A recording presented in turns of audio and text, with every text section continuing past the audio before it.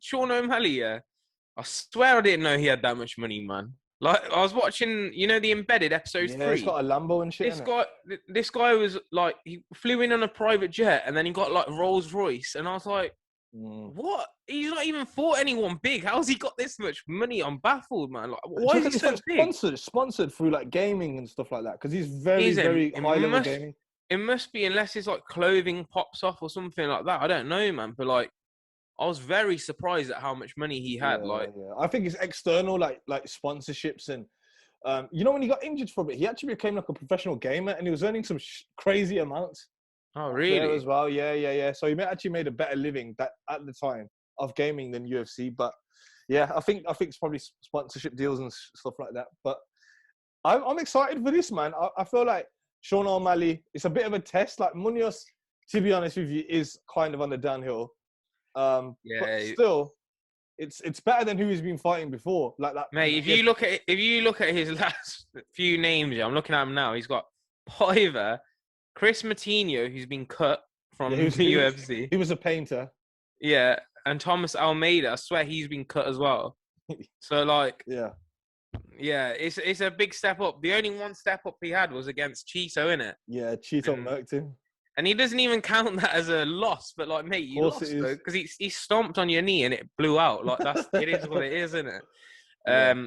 I think this is interesting though. I think it'll be interesting to see if you can actually put Pedro away, because Pedro, like, he's fought Aldo, Cruz, like in his last couple of fights, and they've not been able to put him away. No. So if he puts him away, it'll be like, I don't think Pedro is going to win by no stretch of the imagination. Do I think he's going to somehow beat Sean O'Malley? Yeah. I think it's more exciting to see if Sean can go in there and put this guy away and prove that he's a good finisher. So. I don't think so. I don't think he's going to be able to finish him either, to be honest. Nah, I don't think so, because the people that he's actually finished are unranked people, and even that painter guy, was it Chris Matinho?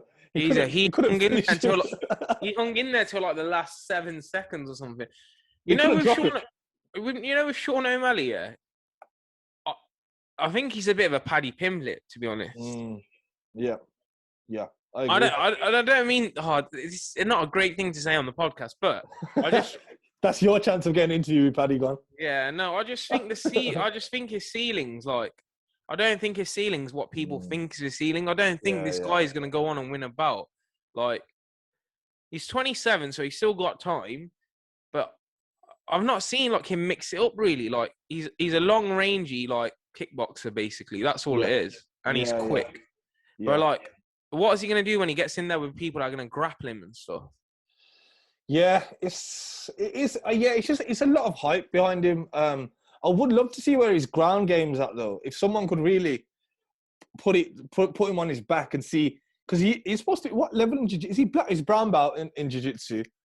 So it's one off black. One off black. So if he's got the jiu-jitsu with it, and that kind of makes people keep him on the feet, then I think he could do well. But like I said, I don't think in those top 5 in that division, he ain't gonna killers really in that. There, yeah, killers, man.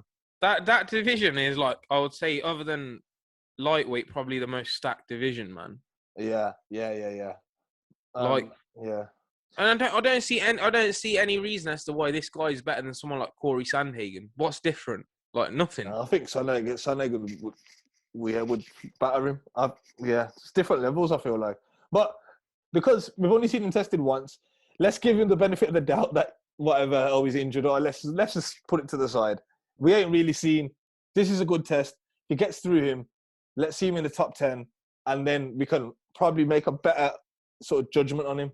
You know what? If he gets through this year, one person I'd like him to fight would be Rob Font. Because that's it's a striking battle, whatever. But Rob Font is like durable, tough, and we've just seen what Cheeto Vera done to Rob Font. Yeah. Let's see what Sean O'Malley can do, and then build up for that Marlon Vera versus Sean O'Malley rematch, and it'll be a big fight then. Mate, Marlon's a savage, man. I just think he's a savage, bro. Like, the guy's crazy. His mentality is fucking sick as well. Like, I've seen some of his like these reels and stuff of just him talking and that. He's crazy, man. Like, he's a dog, yeah. But literally, he has like a family. Like, he's a family man. He's got Yeah, like three kids. I think he's got a bit of like dog. switch in it, like especially like on fight weeks, he switches and in the cage, man, he's a psycho, man. Yeah, but like the way he fights is exciting to watch at the same time as well. So like, yeah, he throws has he some ever mad. been finished? Huh? Cheeto's never been finished, has he? I'm not sure, to be honest. I don't know. Nah, I'm literally on his profile now, and he's never ever been finished. He's only been lost by. He's got 19 wins, 7 losses, and the 7 losses are by decision. Yeah, I honestly think like if he can get through Dominic Cruz next year, because that fight's booked in. Yeah. And Sean O'Malley gets through this one, and maybe Rob Font, then I think that fight at the beginning of next year is fucking massive. Massive fight. Yeah. So okay, cool. That's I think that we've sort of wrapped that up. But I just wanted to speak about it's International Fight Week. Oh, and thank God, I thought you were gonna say Nate Diaz. Nah, I haven't got nothing on him yet. All right, good. But what do you? I feel like this could have done more.